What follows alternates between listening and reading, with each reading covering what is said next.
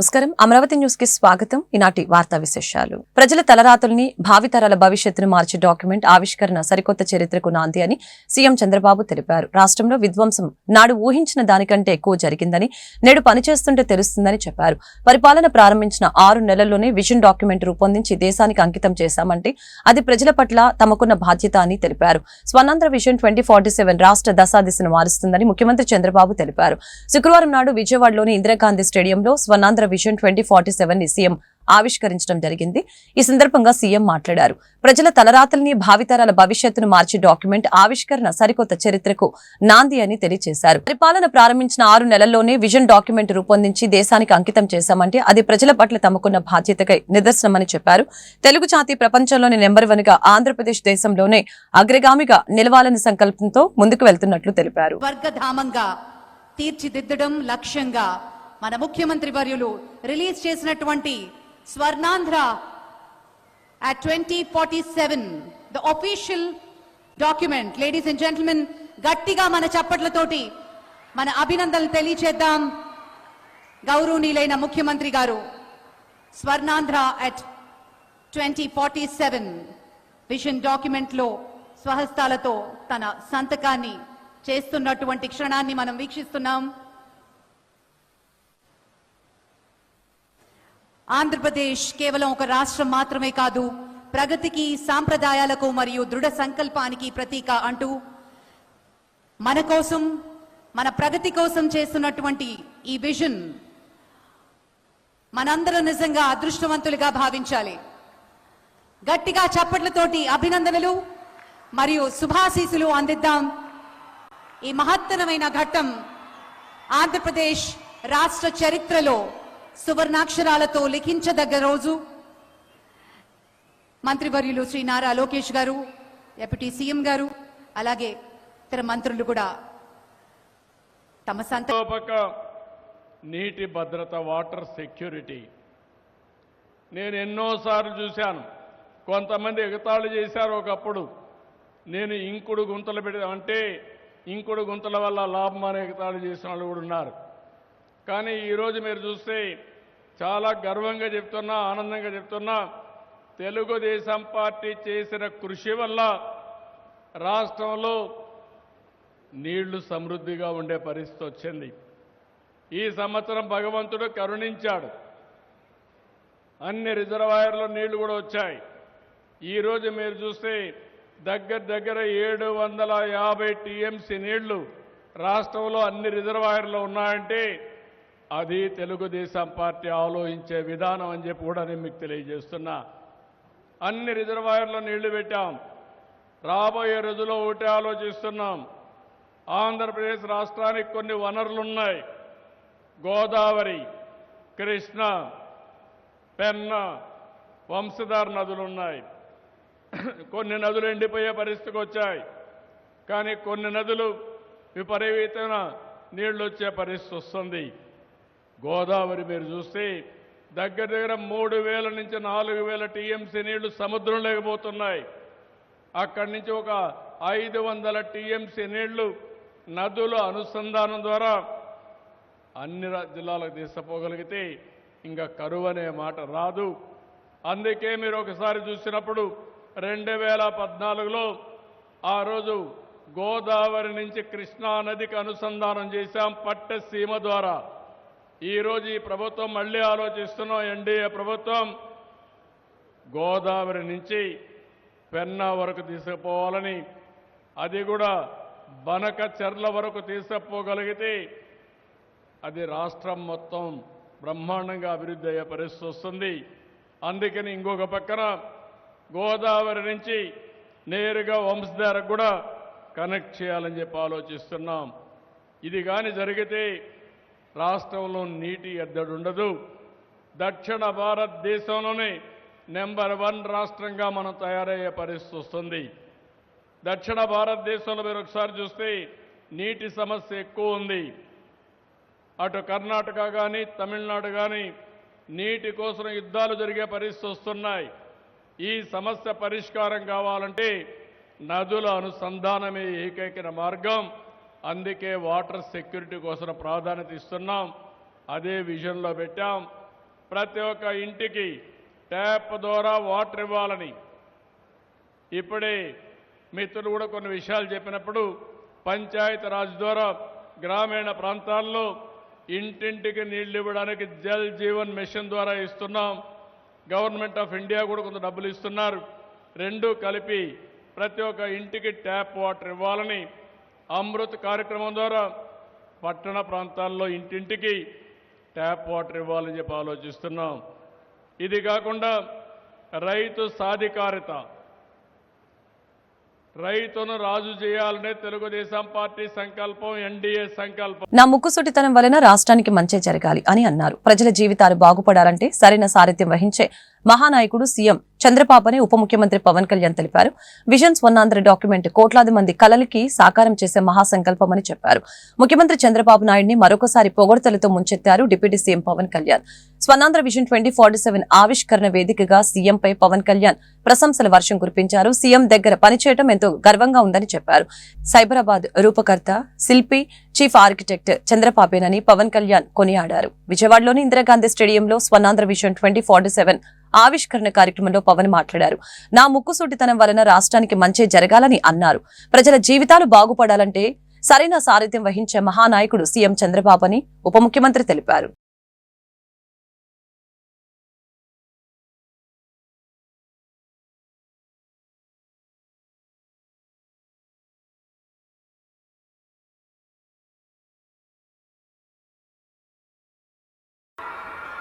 నా straight forwardness వల్ల,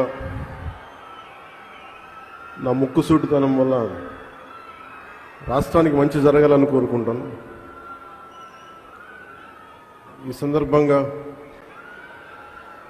vision 2047 ఈ లాంచ్కి భాగస్వామ్యం అయినందుకు మనస్ఫూర్తిగా నాకు చాలా ఆనందదాయకమైన విషయం.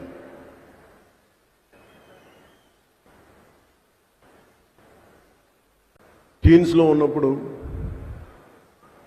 జీవితం పట్ల చాలా కళ్ళు ఉండే,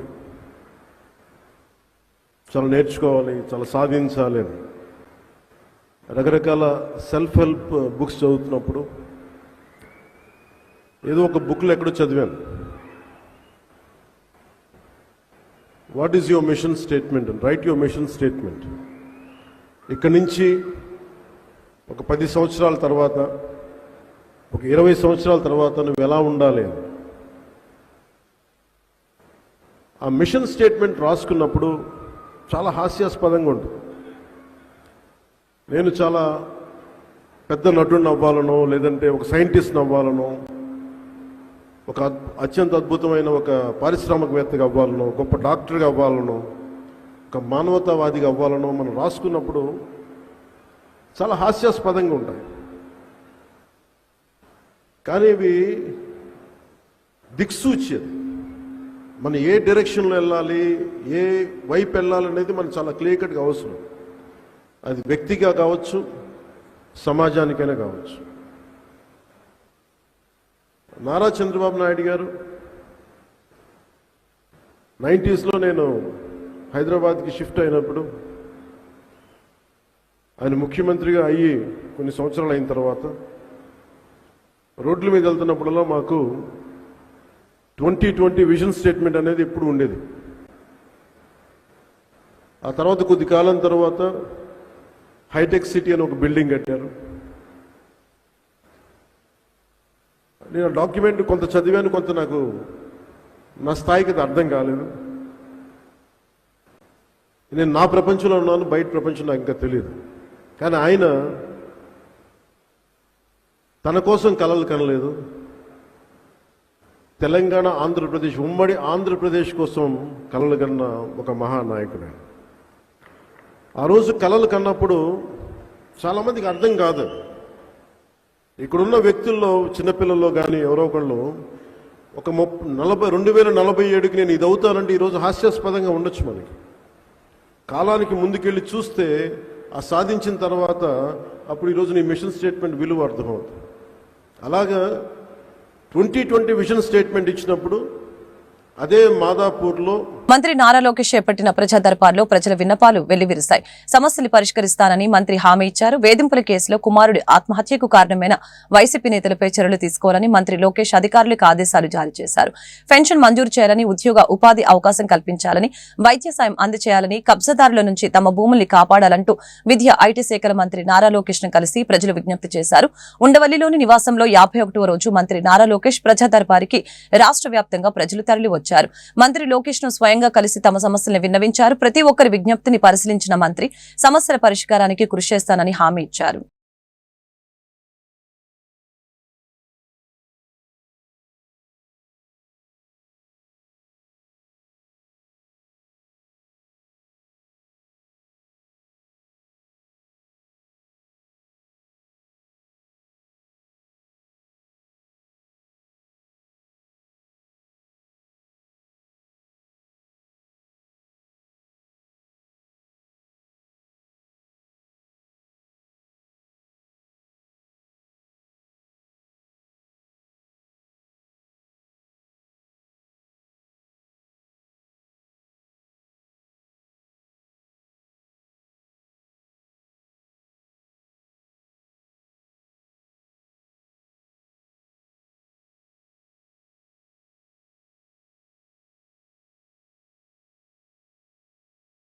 జగన్ కేసుల విచారణలో జాప్యంపై సుప్రీంకోర్టులో సిపిఐ, ఈడీ నివేదికలు సమర్పించాయి.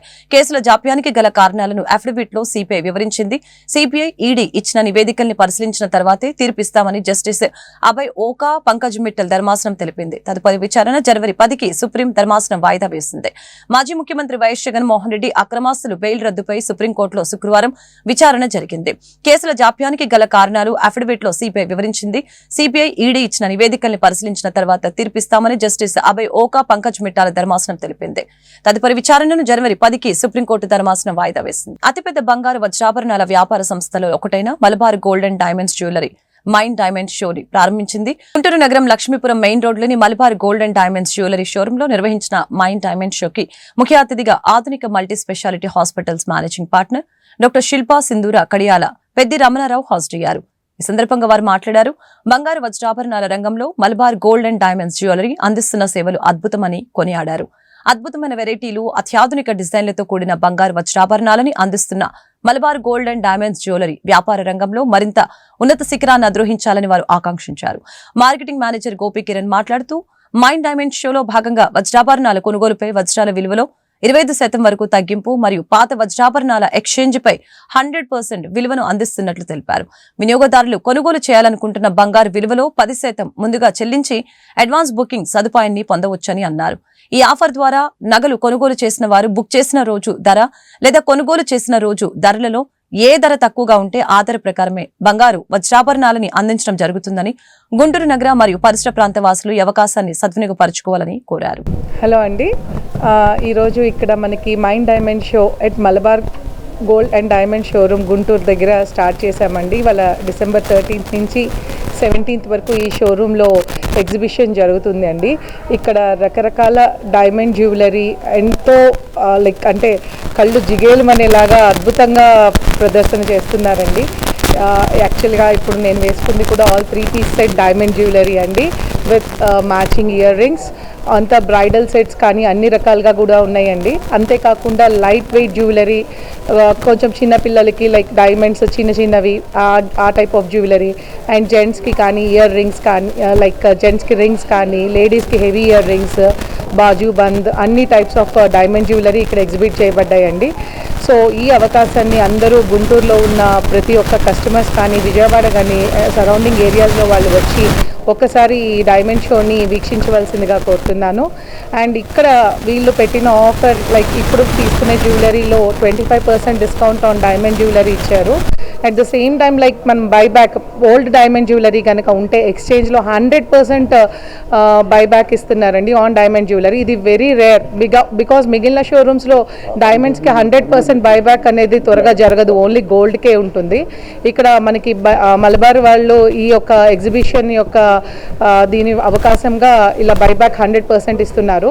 అంతేకాకుండా ఈరోజు కనుక జ్యువెలరీ 4-5 డేస్లో కనుక జ్యువెలరీ బుక్ చేసుకుంటే, అంటే సపోజ్ ఒక 10% of the cost of the jewellery ఆ పీస్ కనుక మీరు బ్లాక్ చేసుకుంటే, మీరు జ్యువెలరీ ఇచ్చే డేట్ రోజు గోల్డ్ కనుక ఎక్కువ ఉంటే ఈ రోజు రేటుకే వీళ్ళు ఇచ్చే అవకాశం ఉంది. అండ్ సపోజ్ ఆ రోజు రేటే తక్కువ ఉంటే ఆ రోజు రేటు ప్రకారమే జ్యువెలరీ మనకి డెలివరీ చేస్తున్నారు. ఇది వెరీ రేర్ అండ్ అరుదైన అవకాశం. ఎందుకంటే దినదినం రోజు gold rate like Himalaya mountains అంటుతున్నాయి. సో కంపల్సరీగా ఈరోజు ఈ 4-5 డేస్లో ఈ Christmas and new year Sankranti సందర్భంగా వీళ్ళు అరేంజ్ చేసిన ఈ షోకి అందరూ వచ్చి ఈ అవకాశాన్ని వాడుకోవాల్సిందిగా కోరుతూ సెలవు తీసుకుంటాం. మలబార్ గోల్డ్ వాళ్ళు ఏ కార్యక్రమం చేసినా ఒక వినూత్న పథకాలతో తీసుకొచ్చి కార్యక్రమాన్ని ఏర్పాటు చేస్తున్నారు. దీంట్లో ఒక సౌకర్యం కలిగించారు. ఇది ప్రతి నెల ఇన్స్టాల్మెంట్గా కొంచెం కట్టుకొని మీ నచ్చిన మోడల్ని సెలెక్ట్ చేసుకొని అది మీద అనిపించుకొని ఇక్కడ ఉంచి కొంత అమౌంట్ పే చేసుకుంటూ 10 నెలలు ఎంత చేసుకుంటూ ఉంటే ఆ వస్తువుని మీరు తీసుకునే రోజున రేటు పెరిగిందనుకోండి, ఇచ్చింది మొట్టమొదటి ఏ రేటు ఉందో ఆ రేటు ప్రకారం మీకు అందిస్తాం. ఎక్కడ ఏ షాప్లో ఈ అవకాశం లేదు, ఒక మలబార్ గోల్డ్లోనే ఉంది. కాబట్టి అందరూ సద్వినియోగం చేసుకోవాలని కోరడం. అందరికీ నమస్కారం. Guntur branch Malabar Gold and diamonds ఈరోజు మైండ్ డైమండ్ షో ప్రారంభోత్సవం జరిగింది. ఈ యొక్క ప్రారంభోత్సవంలో డాక్టర్ శిల్పా సుందర కడియాల ఆధునిక మల్టీ స్పెషల్ హాస్పిటల్, అలానే పెద్ది రమణారావు గారు, మా యొక్క well wisher and doctor Harika గారు పాల్గొన్నారు. ఈ ఎగ్జిబిషన్ ముఖ్యంగా ప్రత్యేక ఉద్దేశం ఏంటంటే, ఆర్నమెంట్స్ మనకి ఇక్కడ పర్చేస్ చేసినట్లయితే డైమండ్ ప్రైస్ మీద, అంటే క్యారెట్ ప్రైస్ మీద అప్ టు 25% ఆఫర్ అనేది ఉంది. అలానే ఈ ఎగ్జిబిషన్ టోటల్గా 5 డేస్ ఉంటుంది. ఈ ఎగ్జిబిషన్లో డైలీ వేర్, పార్టీ వేర్, అలాగే wedding wear and Christmas and new year celebrations రాబోతుండగా ఈ ఆర్నమెంట్స్ కూడా మనకి అవైలబుల్గా ఉన్నాయి. సో గుంటూరు పరిసర ప్రాంతాల వారు కూడా వచ్చి వీక్షించవలసిందిగా కోరుతా ఉన్నాను. Thank you. శివదీక్ష చేపట్టిన శ్రీ భ్రమర టౌన్షిప్ అధినేత శ్రీ గల్లా రామచంద్రరావు ఇరుముడి కార్యక్రమం సంపత్ నగర్ అయ్యప్ప స్వామి గుడి నందు జరిగింది. ఈ సందర్భంగా గల్లా రామచంద్రరావు, శ్రీమతి గల్లా మాధవి దంపతులు ప్రత్యేక పూజల్ని నిర్వహించారు. ప్రముఖ సినీ నటుడు అల్లు అర్జున్ ని పోలీసులు అరెస్టు చేశారు. శుక్రవారం అల్లు అర్జున్ నివాసానికి వెళ్లిన పోలీసులు ఆయన అదుపులోకి తీసుకున్నారు. అనంతరం చిక్కడపల్లి పోలీస్ స్టేషన్ కి తరలించారు. ఐకాన్ స్టార్ అల్లు అర్జున్ ని పోలీసులు అరెస్టు చేశారు. సంధ్య థియేటర్ లో తొక్కిసలాట ఘటనలో అల్లు అర్జున్ పై కేసు నమోదైన విషయం అందరికీ తెలిసిందే. అల్లు అర్జున్ అరెస్టు చేసిన టాస్క్ ఫోర్స్ పోలీసులు చిక్కడపల్లి పోలీస్ స్టేషన్ కి తరలించారు. పుష్ప 2 ప్రీమియర్స్ సందర్భంగా సంధ్య థియేటర్ వద్ద జరిగిన తొక్కిసలాటలో రేవతి అనే మహిళ మృతి చెందింది. ఆమె కుమారుడు తీవ్రంగా గాయపడ్డాడు. ఆ కేసులో అర్జున్ ని అదుపులోకి తీసుకున్నారు. ఎంక్వైరీ కోసం మాత్రమే చిక్కడపల్లి పోలీస్ స్టేషన్ కి తీసుకువెళ్తున్నట్లు తెలియజేశారు. మరొక వైపు అల్లు అర్జున్ తరపున న్యాయవాదులు హైకోర్టును ఆశ్రయించారు. సోమవారం వరకు అరెస్టును ఆపాలంటూ లంచ్ మోషన్ పిటిషన్ దాఖలు చేశారు. మరొక వైపు పోలీసులు కన్ఫెషన్ రిపోర్ట్ తయారు చేస్తున్నారు. అల్లు అర్జున్ ని వైద్య పరీక్షల నిమిత్తం గాంధీ ఆసుపత్రికి తరలించి అనంతరం నాంపల్లి కోర్టులో హాజరుపరిచారు. రాష్ట్రంలో రైతులు పండించిన ఏ ఒక్క పంటకు కనీస గిట్టుబాటు ధర లేదని వైఎస్ఆర్ కాంగ్రెస్ పార్టీ గుంటూరు జిల్లా అధ్యక్షులు మాజీ మంత్రి అంబటి రాంబాబు వ్యాఖ్యానించారు.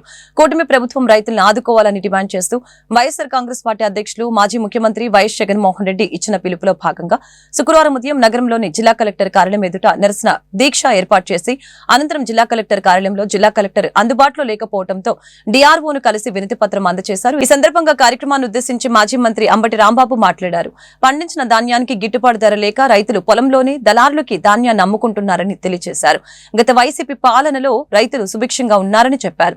తక్షణమే కూటమి ప్రభుత్వం మొద్దు నిద్రలేచి రైతులు ఆదుకోవాలని డిమాండ్ చేశారు. కార్యక్రమంలో ఎమ్మెల్సీలు లేలాపిరెడ్డి, చంద్రగిరి యేసురత్నం, మాజీ ఎంపీ మోదుగులు వేణుగోపాల్ రెడ్డి, పలు నియోజకవర్గాల వైసీపీ సమన్వయకర్తలు, పార్టీ శ్రేణులు, రైతులు పెద్ద సంఖ్యలో పాల్గొన్నారు. జిల్లా కలెక్టర్ గారిని కలిసి, వారు లేకపోతే డిఆర్ఓ గారిని కలిసి ఒక వినతి పత్రాన్ని ఇవ్వడం జరిగింది. ప్రధానంగా 3 డిమాండ్లు చేస్తున్నాం. ఎందుకంటే కొన్ని ప్రాంతాల్లో కోతలు అయిపోయాయి, నూర్పిళ్ళు అయిపోయాయి. ముఖ్యంగా తెనాలి డివిజన్లో రైతాంగం చాలా వరకు ధాన్యాన్ని ఎక్కడ తడిచిపోతుందని కళ్ళాల్లోనే అమ్ముకున్నారు. అది కూడా దారుణమైన రేటుకు అమ్ముకున్నారు. 1300, 1350, 1400కి.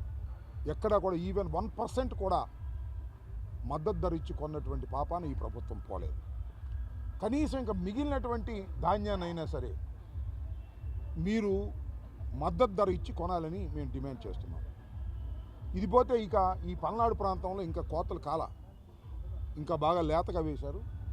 అక్కడ వచ్చేటటువంటి పంటనైనా కనీసం కొనుగోలు కేంద్రాలు పెట్టి మిల్లర్ల చేతిలో పెట్టుకోకుండా, దళారుల చేతిలో పెట్టుకోకుండా వాటికైనా 1740 రూపాయలు ఇచ్చి మీరు కొనవలసిందిగా మేము 2వ డిమాండ్ చేస్తున్నాం.